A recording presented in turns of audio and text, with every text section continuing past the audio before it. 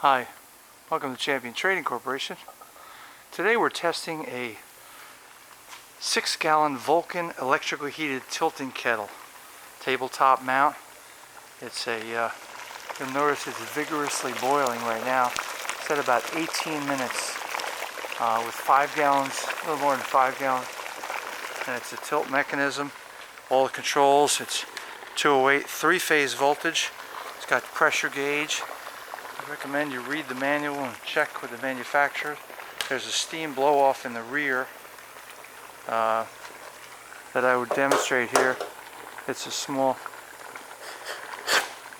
just blows off steam when it builds up too much pressure. Just wanted to show you that. We hot wired it on 208 3-phase voltage, and you can find this and many other kettles on our website at champtrading.com, Marlboro, New Jersey.